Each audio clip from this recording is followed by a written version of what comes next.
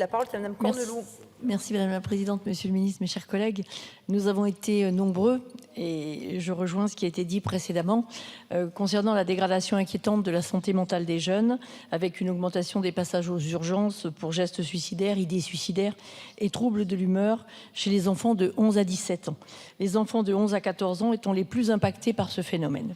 Chez les 18-24 ans, le nombre de tentatives de suicide, et cela a été dit également, a doublé.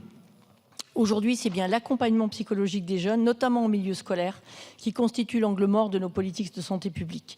Les médecins, infirmiers, psychologues scolaires occupent une place essentielle dans la prévention, dans la détection de pathologies et dans les situations de harcèlement. Pourtant, avec seulement un médecin scolaire pour 15 000 élèves, avec 7 700 infirmiers et infirmières scolaires pour 12 millions d'élèves et d'étudiants, avec 3 300 psychologues éducation nationale, contre 4 700 dans les années 1980, soit un psy pour 1 500 élèves, nous passons à côté de beaucoup de jeunes en souffrance et les retards de prise en charge, nous le constatons chaque jour, sont dramatiques. Vous avez évoqué les deux dispositifs, Mon soutien psy et Santé psy étudiants. Ceux-ci ont démontré leur inefficacité, tant sur le plan d'attractivité pour les professionnels que de l'accessibilité pour les étudiants. Monsieur le ministre, si je me réjouis que la consultation auprès d'un médecin généraliste pour obtenir une lettre d'orientation chez un psychologue ne soit désormais plus obligatoire, je pense qu'il faut également reconsidérer le nombre de consultations et les tarifs qui sont jugés aujourd'hui insuffisants par les professionnels. Qui mieux que le psychologue est en capacité de déterminer le nombre de séances? Simplement 7% des psychologues libéraux se sont engagés, cela veut dire quelque chose. Face à tous ces jeunes angoissés, anxieux, déprimés, stressés, qui ont du mal à dormir, qui manifestent des troubles addictifs, des troubles du comportement alimentaire, il est essentiel d'intervenir le plus rapidement possible et d'avoir une prise en charge efficace.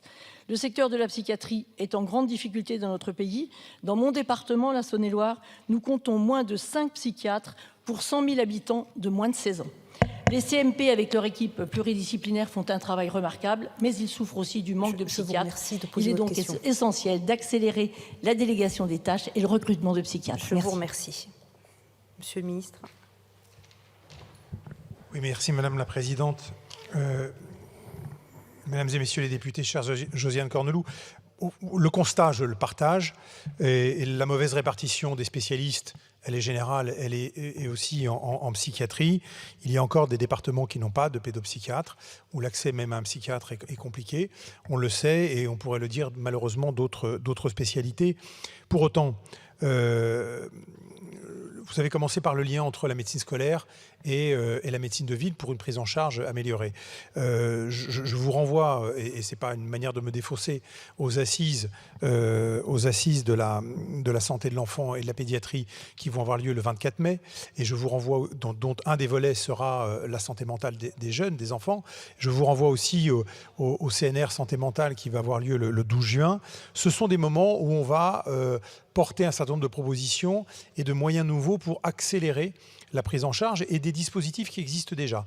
On ne va pas attendre ces dates-là puisque ça a été évoqué par le Premier ministre lors de son discours de politique générale, mais pour accélérer la transformation de mon soutien psy.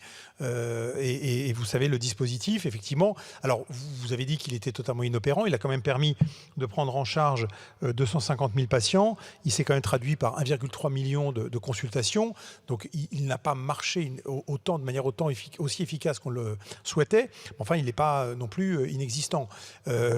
Les changements que nous avons portés sur le tarif de la consultation, sur l'augmentation du nombre de consultations de 8 à 12 et sur le fait qu'il n'y ait plus d'adressage par les médecins et non par les psychiatres aussi, va permettre d'avoir effectivement directement prise en charge par des psychologues, des séances plus longues et donc d'intéresser aussi plus de professionnels. Donc on ajuste le dispositif parce qu'effectivement vous avez raison, il fonctionne, mais il ne fonctionne pas comme on le souhaiterait et pas avec l'efficacité souhaitée. C'est un dispositif qui a 2 ans.